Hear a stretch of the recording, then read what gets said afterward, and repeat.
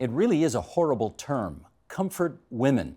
But it is the term used to describe some 200,000 young women forced into sexual slavery by Japanese soldiers during the Second World War.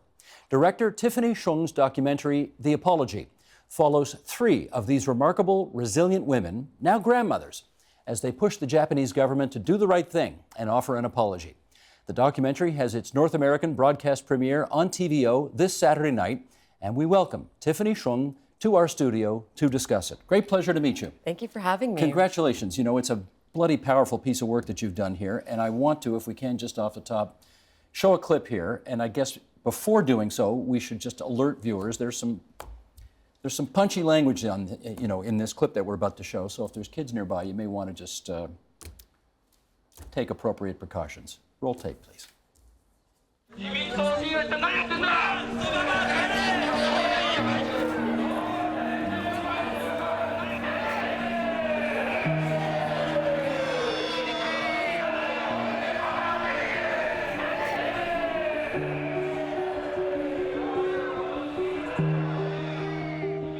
그런데 13살에 아무 생각 없이 그냥 무동질하는데 얘기도 안 하고 그냥 떠나서 가보니까 그러니까 시방 말하는 의미한다라 그럴까? At nakiyon man kami katatlo. Bulis-bulusan ka. Ay ako kay Ubin pa. Natabo sa akong ganyan ka man. 14 years old. 结果是经过的给太好了，不管晓得，回来下3个3个，第2年7月才回来。 Let me start by focusing just on the first few seconds of that clip. The torment in the streets, the people shouting, those appalling things. When you saw that, what did you think? It's the first time I experienced that in 2010, and it was something that was incredibly difficult to, be part of, to walk with the grandmothers and try to reserve myself from not screaming back. I did end up screaming back, so it was like a difficult edit to actually get my voice out, but it was shocking. It was shocking also just to see it was also young. There were some young people in that crowd as well, but being with the grandmothers and watching how they walk through that line was something that I found incredibly remarkable. It really shows their strength and their journey all these years and what they've had to kind of overcome and kind of go through day to day. But some of the people yelling those things are frankly, your generation. And I mean, did you get a better understanding of why young people would be that disrespectful to people who are entitled to so much more respect? A lot of it has to do with the education and what they've grown to understand and know, what they're taught. It's something that isn't being taught. It isn't, documented in their history textbook. If anything, a lot of it has, been kind of brought to the younger generation as propaganda. And so some of these younger people do look at it like, oh, these grandmothers are just pretending, or they were, they volunteer themselves and so on and so forth. But it's just a small group, it's a small group of right-wing nationalistic protesters that believe this, but I feel like the general public in Japan don't feel this way, and you can see this in the film where, the grandmothers are inspiring the younger generation and telling their stories and giving that education, which is one of the biggest things that they want before they pass away, is to make sure that the next generation understands the truth and understands the story. And that's why Grandma Gill's journey still continues till this day. Tiffany, how did the story come to you in the first place?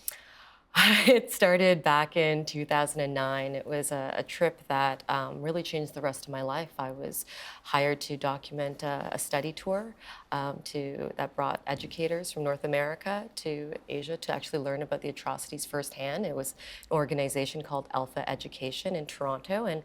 And from documenting the teachers, I then learned about the atrocities firsthand in Shanghai as well as in Korea. And that just changed everything. I heard the testimony of a grandmother, Grandma Ha in Shanghai, and I was frustrated, heartbroken, shocked that, one, that I never really understood that this happened, two, that this woman had to stand before a bunch of strangers and to tell her story the way that she did, and three, that, there was still so much to understand about her life afterwards that we weren't getting, the opportunity to learn about. So that really propelled this, odyssey that happened afterwards. And so that changed everything for me. You call them grandma this, grandma that. Why do you do that? Well, respectfully, that's how they're referred to, elders in Chinese and in Korea, and as well as in the Philippines. We call our elders grandmothers. So naturally, they've become the grandmothers. And I think for many of the organizations that work with the grandmothers, as well as myself, it becomes that relationship that you have with them as well. It becomes very familial in many ways. So you feel you have added to your stock of grandmothers already? Definitely, and I've become many, honorary granddaughters to many of the grandmothers as well. Got it. We've heard this term before, of course, over the years, comfort women. Yes. Do they consider that a derogatory term? Definitely, it's a euphemism given by the Japanese Imperial Army during World War II, to disguise really what they were, which were sexual slaves, And so it is still a word that, is used, and definitely with quotations, but it's not something that the grandmothers believe that's what they provided was comfort for any of these soldiers. These women right? were essentially kidnapped and repeatedly raped over and over. And I mean, this was their life for way too long a period of time. Exactly. So this notion of somehow they were comfort women, I mean, that's pretty appalling. When you understand that something is now made into a systematical institution where it's strategically placed in finding the right buildings and actually bringing in doctors and nurses to actually facilitate, not for the safety of the women, but actually so that the men don't actually contract any venereal diseases. It kind of plays in your head like how messed up and how inhumane something like this actually happened. And when you visit these locations, and you could just feel that horrific energy in these places where you can't believe how long and almost how untold the story is, because these are unmarked buildings and caves and schools and hospitals, various places that were used for these so-called comfort stations.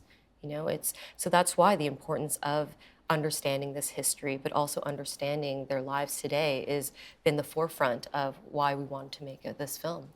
We're 7-8 decades after the fact right now, so let's get a better understanding of what the grandmothers want. What do they want at this stage? I mean, the journey of the grandmothers, in the apology, we show the story of grandmothers wanting to be able to finally tell their own children, to be able to share this with them without feeling, possibly being ostracized by their own kids or Well, their you own do capture that communities. nicely. The notion of the kids are afraid to ask their mothers, obviously, what went on, and the mothers don't want to burden their kids with the details Exactly. either. It's a cycle that, eventually we need to break that, and we need to understand that a lot of it starts from that family unit as well, and that, the journey of getting an apology is beyond just for their own sake, but to understand that we need to rectify this so that this doesn't happen again. What's Japan's official position on proffering an apology?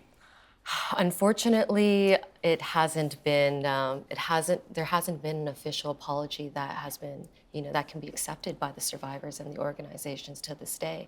Agreements that have been made, are, in my opinion, are backhanded apologies that don't really go forward in actually reconciling and taking responsibility for their actions, and in fact silencing the grandmothers and silencing the education and documenting the history.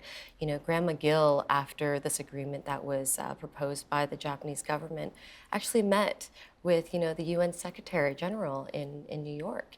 And he made a big statement saying that any official agreement that's going to go out needs to have the grandmother's voice and the organization's voice part of that in order to truly have an official apology. So that is still ongoing, unfortunately. But I think with the apology, our goal throughout the years making the film was to shed light on this personal story of these three incredible women, and to understand truly the impact of war is to understand the aftermath, which I feel like is very seldomly told and talked about. And these women just have lived such incredible lives where they try so hard to try to bring some normalcy and try to, with Grandma Adela in the Philippines, getting married, having children, but still feeling that she can't be able to tell her husband all these years, and then her children as well. All for the sake of protecting what she tried so hard to build, even after the war. It's a remarkable journey to be part of and to document and to share with the rest of the world. It's interesting that they have felt, for understandable reasons, unable to tell children, spouses, etc., but they told you. They talked to you. Why do you think? I think in many ways it's easier to talk to a stranger that you've just met versus your loved one in that fear of judgment over someone that you love. And I think the stakes are higher when it comes to what you might lose. With a stranger, like someone that they just met, I mean, that also took many years. I've spent with the grandmothers to build that relationship where they can feel that trust as well, to share a lot, not just what they've gone through, but also their feelings and emotions today, which is a big part of the story, is, talking and describing the shame and the stigma that they feel and the shame that they feel for themselves. That's something that maybe they don't really talk about to many people at all. So over the years, building that trust was an essential part of the process with making the film. You mentioned Grandma Adela, and I think we have a clip ready to roll to share with our viewers on your relationship with her. Go ahead, please, Sheldon. I feel guilty. I feel guilty all about it. If you could wish for anything, what would it be?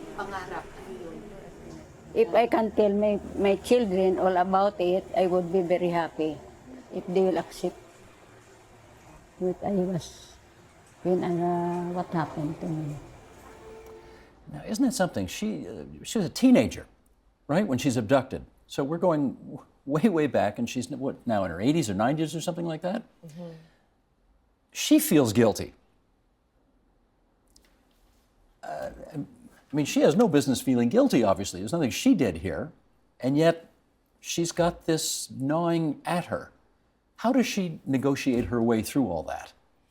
When I met her, that was something that I felt like was very universal to many women, many people that have experienced a form of sexual violence, to feel a sense of guilt and sense of shame. This guilt that she had was definitely towards the fact that she couldn't tell her own husband, couldn't tell the truth. I think that's where the guilt was coming from. And that guilt was something that was always eating up inside of her, and as a very religious woman, she felt like that lie made her feel like she needed that. So the biggest regret that she's ever had was to not be able to be 100% truthful to someone she really loved and cared for. Is she fearful about a negative judgment coming back her way? Absolutely. I mean, fearful that it might break up her family, that might create stigma onto the next generation, to her own kids, where a lot of the grandmothers that aren't featured in the film that I've met over the years do feel that way, and that they never come out. There's only a handful of women that have ever actually publicly come out with their story. There's still so many women that survived that will never talk about this because of that feeling that they might be ostracized in their own communities, and that their families, it might place a negative image on their family, or even just being able to live with something that they might feel, incredibly shameful for, and it's still something that happens today, here in North America, all around the world. People do still face that, and it's a conversation I feel that needs to change, and I do believe it happens in our own household, in our own homes, and how we change that and we make it a safer space for people to be able to talk about it, for family members to be able to open up and share that. And I think the process in making the apology was the time spent with the grandmothers, and I think not just myself, but I think a lot of the organizations that have spent decades working with the grandmothers create an environment where it's easier for the grandmothers to be able to talk about these things. Do you know how many are still alive? The numbers varies. I mean, for known grandmothers in that region in Senshi, that small region, there was over 103 grandmothers documented in just that region, in a very small community, and now only 103 are alive. From 103 in Korea, I believe it was over 253 grandmothers that came out publicly. From an original group of 200,000. Yes, like overall. I mean, Yes. that's just the overall estimate. And I believe now 42 grandmothers are known survivors that are alive. And So- just this last week, one of the grandmothers that we've also documented in film passed away as well. So time is definitely, I was just about to say, tick tock, tick tock. You know, Absolutely. There's, it's quite compelling that this issue somehow gets some resolution before they're all gone. Wouldn't you say? absolutely. I mean, that is something that I've always wished, and I feel like everyone who's worked on this film as well as on this issue has always hoped that the grandmothers can get the apology that they've been looking for before it's too late, before they've all passed away. But at the same time, you know, knowledge is another form of justice that I feel like we can do as a community, you know, that we can continue sharing the grandmother stories and talking about it and making it available to as many people as possible. True. I want to show you, look at that monitor over there. Sheldon, let's bring up that picture in the middle of page 3, please. This is a statue meant to commemorate the so-called comfort women. And I want you to please tell us, Tiffany, what you see here. Well, it's such a powerful statue. When it first got revealed, the first statue in 2011 in front of the Japanese embassy, it was in Seoul, Korea.